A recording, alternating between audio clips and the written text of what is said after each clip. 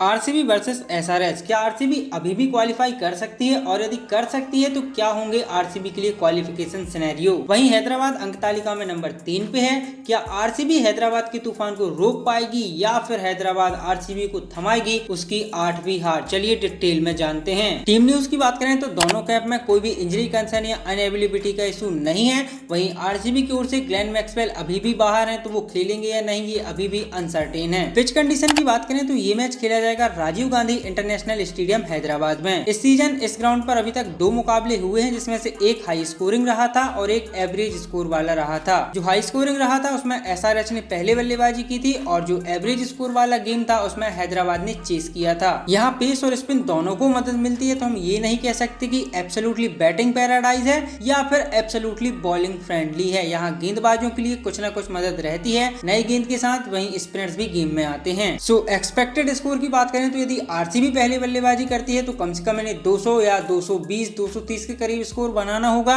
क्योंकि हैदराबाद के पास वो बैटिंग लाइनअप है कि वो इजीली 170-80 चेस कर सकते हैं। और यदि हैदराबाद पहले बैटिंग करती है तो हम 200 250 या फिर 300 के करीब का भी स्कोर एक्सपेक्ट कर सकते हैं, क्योंकि इस सीजन वो इसी तरीके से खेल रहे हैं। दोनों टीम्स की प्लेइंग 11 की बात करें तो आरसीबी की संभावित प्लेइंग 11 आप देख सकते हैं। Will Jacks, Virat Kohli as an opener, then Faf du Plessis, Rajat Patidar, Cameron Green, Mahipal Lomror, Dinesh Karthik, then Manoj भांगड़े, Mohammed Siraj, Lockie Ferguson and यश दयाल। और इम्पैक्ट प्लेयर के रूप में आप लेके आ सकते हैं करण शर्मा को। हैदराबाद की प्लेइंग 11 की बात करें तो Travis Head, Abhishek Sharma as an opener, उसके बाद Markram, Klaasen, Nitish Kumar Reddy, Abdul Samad, Shahbaz Ahmed, Pat Cummins, Bhuvneshwar Kumar, Mayank Markande and T Natarajan. और इम्पैक्ट प्लेयर के रूप में आ जाएंगे वॉशिंगटन सुंदर या फिर जयदेव उनादकट, इन दोनों में से कोई एक। अब जरा दोनों टीम्स की बात कर लेते हैं। शुरुआत करते हैं आरसीबी के साथ। तो क्वालिफिकेशन सिनेरियो की यदि हम बात करें तो 8 मुकाबले आरसीबी खेल चुकी है, 7 हारे हैं और 1 में जीत हासिल की है। 6 मुकाबले बचे हैं। यदि 6 के 6 मुकाबले जीतेंगे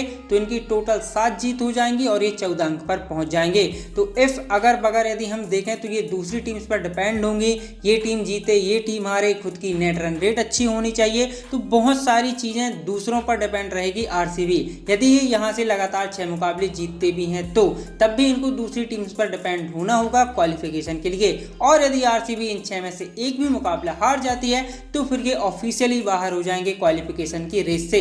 ऑलमोस्ट ये सीजन ओवर हो चुका है आरसीबी के लिए, लेकिन मैथमेटिकली आप बोल सकते हैं कि आरसीबी अभी भी रेस में है। इसके बाद मेरे हिसाब से आरसीबी को मनोज भांगड़े को मौका देना चाहिए। डोमेस्टिक क्रिकेट में ये रेपुटेशन से आते हैं as a designated finisher, left handed बल्लेबाज है, हार्ड हिटिंग एबिलिटी इनके पास है, प्लस मीडियम पेस बॉलिंग डालते हैं। और एज अ इंडियन ये थोड़ी रेयर कम्युनिटी है, हार्ड हिटिंग बल्लेबाजी उसके साथ साथ मीडियम पेस। तो मेरे हिसाब से आरसीबी इन्हें बची हुए मुकाबलों में मौका दे सकती है और देख सकती है कि ये कैसा करते हैं। और यदि सभी को इम्प्रेस करते हैं तो फिर आरसीबी इन्हें रिटेन भी कर सकती है। रिटेन करेगी या नहीं ये बात का क्वेश्चन है, बट मेरे हिसाब से इन्हें मौका देना चाहिए। Medium pace bowling, hard hitting ability. So in my opinion RCB आप मनोज भांगड़े को मौका दीजिए इन बचे हुए मुकाबलों में। और यदि आरसीबी को ये मैच जीतना है, जीतने के इरादे से ही आरसीबी उतरेगी, लेकिन यदि उन्हें ये मुकाबला जीतना है तो हैदराबाद के top 4 head, Abhishek Sharma, Markram, Klaasen, इन चारों को जल्द से जल्द पवेलियन भेजना होगा।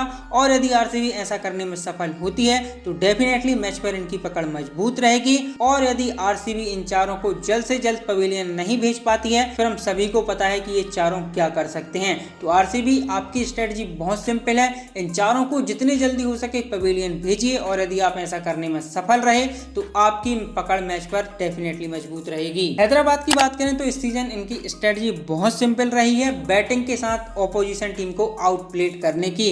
और अभी तक आप जितने भी मुकाबले देखें हैदराबाद जीती है, उस सभी में इनकी बल्लेबाजी जो है उसने ऑपोजिशन टीम की बल्लेबाजी को आउटप्लेड किया है। तो इस मैच में भी ये इसी टेम्पलेट के साथ, इसी रणनीति के साथ उतरेंगे, क्योंकि गेंदबाजी भी आप देखें तो हैदराबाद की ताकत नहीं है। दोनों टीम्स के हेड टू हेड आंकड़ों की बात करें तो ओवरऑल 24 बार ये दोनों टीमें आमने सामने हुई हैं। 13 बार हैदराबाद जीती है, 10 बार आरसीबी जीती है और एक मैच ऐसा रहा जिसमें नतीजा नहीं निकला। वहीं राजीव गांधी इंटरनेशनल स्टेडियम पर यदि हम इनके आंकड़े देखें तो 8 बार दोनों टीमें आमने सामने हुई हैं, 6 बार हैदराबाद जीती है, 2 बार आरसीबी जीती है। सो क्लियरली समझ आ रहा है कि हैदराबाद डोमिनेट करती है आरसीबी को, चाहे वो ओवरऑल स्टैट्स हो या फिर राजीव गांधी इंटरनेशनल स्टेडियम के। इस मैच के लिए मेरी प्रेडिक्शंस क्या है, तो मेरी पहली प्रेडिक्शन है कि दोनों टीमें मिलकर इस मैच में 20 और 20 से ज्यादा सिक्सेस लगाएंगी। नंबर 2, तेज गेंदबाज इस मैच में 6 और 6 से ज्यादा विकेट्स लेंगे। Number 3, last but not the least, Hyderabad to win the match. चाहता तो मैं भी हूँ कि भी आरसीबी ये मुकाबला जीते, लेकिन यदि आरसीबी को ये मुकाबला जीतना है तो हैदराबाद के टॉप 4 को जल्दी पवेलियन भेजना होगा।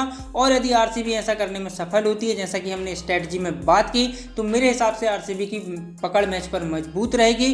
बट मुझे लगता है कि दोनों टीमों की ओवरऑल फॉर्म देखें, परफॉर्मेंस देखें तो हैदराबाद आगे है, इसलिए मुझे लगता है कि हैदराबाद इस मैच को जीतेगी। आप लोगों को क्या लगता है कमेंट्स में जरूर बताइएगा। क्या आरसीबी 7 लगातार हार के बाद इस मैच में जीत हासिल करेगी या फिर हैदराबाद एक बार फिर से आरसीबी को डोमिनेट करेगी अपने होम ग्राउंड पर? अपनी राय कमेंट्स में जरूर बताइएगा गाइस। बाकी आज के लिए इतना ही। आई होप आप लोगों को वीडियो पसंद आया होगा। यदि पसंद आया है तो लाइक करें, अपने दोस्तों के साथ शेयर करें एंड चैनल पर पहली बार आए हैं तो सब्सक्राइब करना ना भूलें। बाकी मैं मिलता हूं अगले नए वीडियो में, तब तक के लिए bye bye, take care, thank you so much.